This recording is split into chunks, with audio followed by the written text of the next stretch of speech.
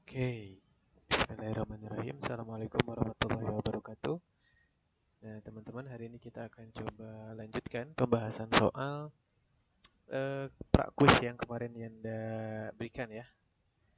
Di beberapa kelas ada yang sudah dibahas sampai selesai, tapi ada juga yang baru sebagian. Nah, hari ini Yanda akan coba bahas dari nomor 6 sampai nomor 12. Oke. Nah, kita mulai saja langsung dari nomor 6. Nah, katanya di sini ada sebuah kotak bermassa 5 kg, mula-mula dia diam. Nah, hati-hati, diam itu data berarti ya, pada lantai dengan permukaan yang kasar. Nah, kotak tersebut kemudian didorong dengan gaya sebesar 40 Newton ke arah kanan. Nah, koefisien gesek kinetis antara lantai dengan kotak 0,2. Kemudian yang ditanyakan adalah berapakah jarak yang ditempuh, ya jarak yang ditempuh kalau seandainya gaya tersebut bekerja selama 4 detik. Nah, langkah pertama, teman-teman selalu tuliskan dulu apa data yang diketahui di soal. Pertama berarti kita punya data massa, di sini 5 kg. Kemudian kalau mula-mula diam artinya kecepatan awalnya 0.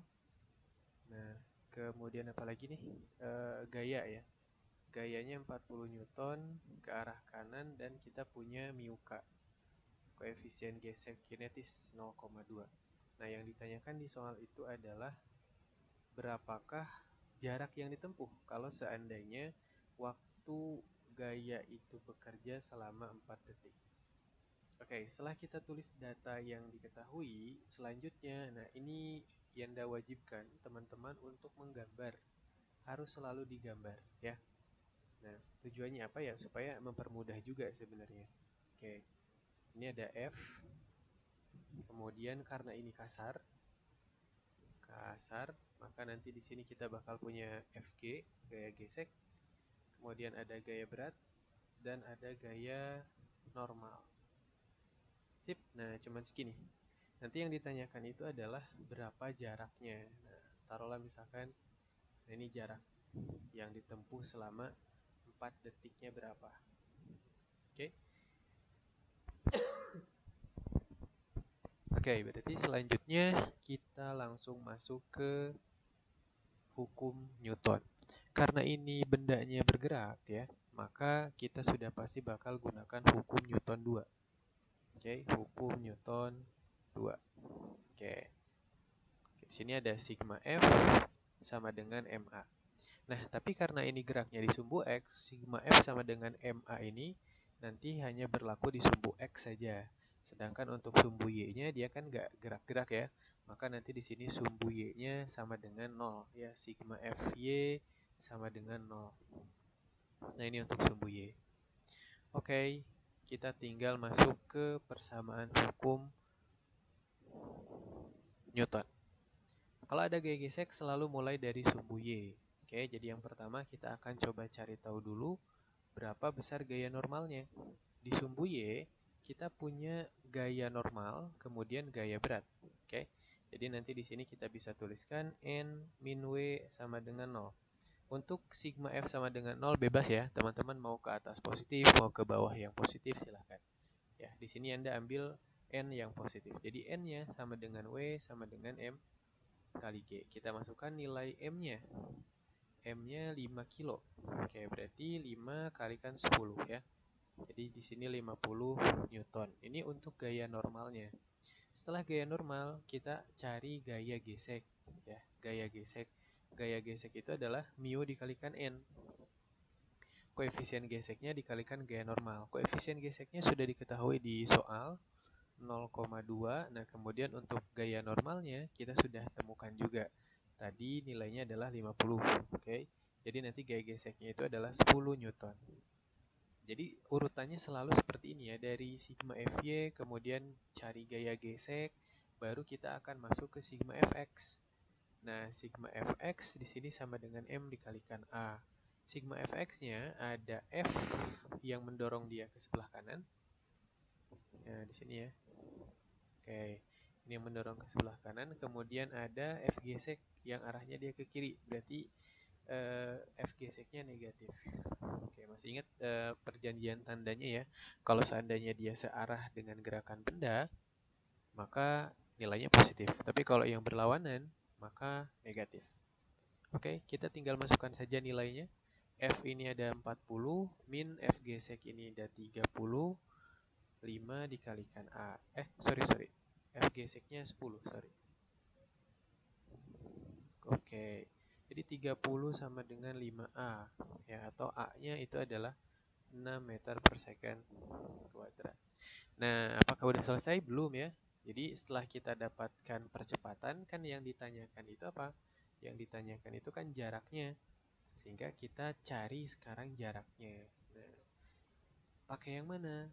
Nah, teman-teman masih ingat ada persamaan untuk mencari jarak. Ada S sama dengan V0T plus setengah AT kuadrat.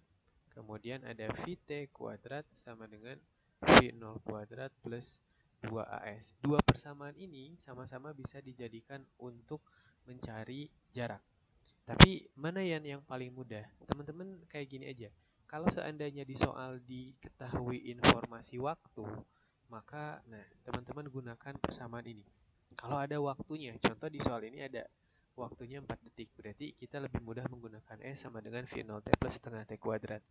Nah, untuk yang kedua, ini kalau seandainya kita nggak tahu nih informasi waktunya berapa, tapi ditanyakan S-nya misalkan, atau A-nya, atau V0-nya, atau VT-nya. Kita nggak punya informasi waktu, maka kita gunakan persamaan yang ini. Oke, jadi untuk soal ini karena kita sudah diberitahu informasi waktu, maka kita gunakan persamaan yang pertama.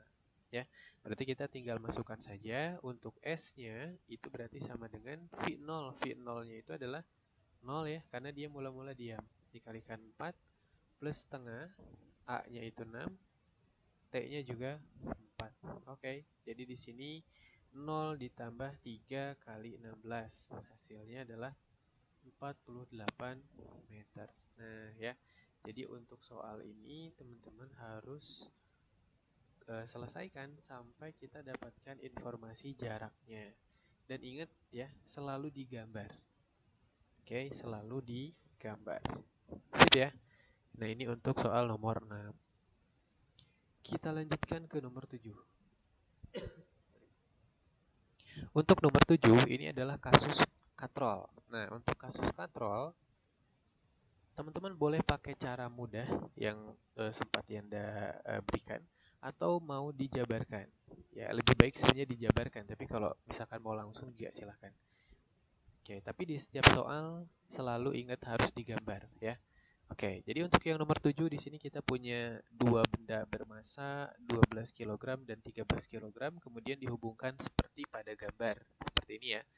Oke, yang ditanyakan itu adalah berapa percepatan sistem dan berapa tegangan talinya. Oke, maka kita coba buatkan gambarnya ya. Jadi bagaimana nanti kita buat gambarnya? Kurang lebih seperti ini nanti ya. Oke, kalau untuk yang sistem katrol ini nggak terlalu banyak yang harus digambar ya, karena kita cuman lihat di sumbu Y-nya aja. Untuk sumbu X-nya kan nggak ada. Oke, misal ini benda 1, kemudian ini benda 2. Jadi benda 1 dia punya gaya berat W1, kemudian ada T1. Nah, hati-hati, ini harus digambar 2. Kalau 1 berarti nanti ada poin yang berkurang ya di sini. Nah, ini ada T2 juga, harus digambar 2 kali ya. Ada di katrol, kemudian ada di benda 2-nya. Oke. Nah, sip, seperti ini. Oke, sekarang kita coba cek. Di sini masa satunya itu 12 kg. Sedangkan masa 2-nya itu adalah 13 kg. Artinya, M2 di sini lebih besar dibandingkan M1. Sehingga gerakan benda itu bisa kita langsung tentukan. Satu, pasti nanti dia bakal naik ke atas. Nah, ini benda 2 nanti bakal turun. Oke, kayak gini ya. Udah deh. Jadi gambarnya harus sampai sini. Oke. Nah, kemudian untuk mencari percepatan gimana? Nah, untuk mencari percepatan, boleh nanti teman-teman langsung gunakan persamaan yang Anda pernah berikan. Boleh langsung selisih massa dibagi total massa dikali gravitasi, silakan. Atau mau dijabarkan, nah, benda 1 apa, benda 2 apa, silakan. Oke ya. Nah, Anda di sini misalkan gunakan yang selisih massa. M2 min M1 di sini ada M1 plus M2 nanti dikali 10 ya, atau dikali gravitasi. Oke, M2-nya di sini 13 min 12, ini berarti ada 12 plus 13 kali 10. Oke, jadi nanti ada 1/25 kali 10, hasilnya adalah 0,4 meter per second kuadrat. Oke, ini percepatannya. Jadi kalau seperti ini boleh ya, silahkan. Kemudian untuk T-nya, nah untuk tegangan tali.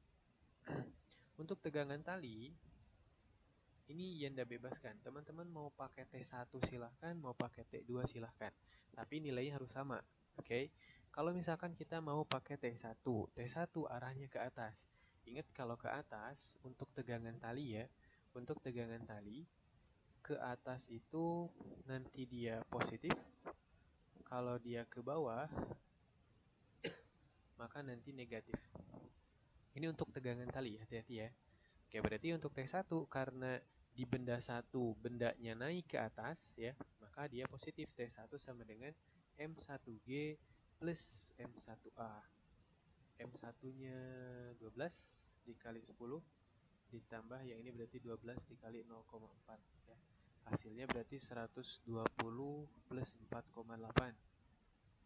Atau nanti kita dapatkan 124,8. Ini kalau misalkan kita gunakan T1. Kalau misalkan T2 gimana? Nah, kalau misalkan T2, kita tinggal cek aja. Untuk T2 itu bendanya turun ke bawah. Nah, kalau turun ke bawah berarti dia negatif. T2 berarti ada M2G min M2A. Udah deh, jadi nanti di sini ada 13 kali 10 min 13 kali 0,4. Ya, jadi hasilnya adalah 130 min 52 ya, 5,2. Nah, sorry, jadi di sini 124,8 juga, 124,8.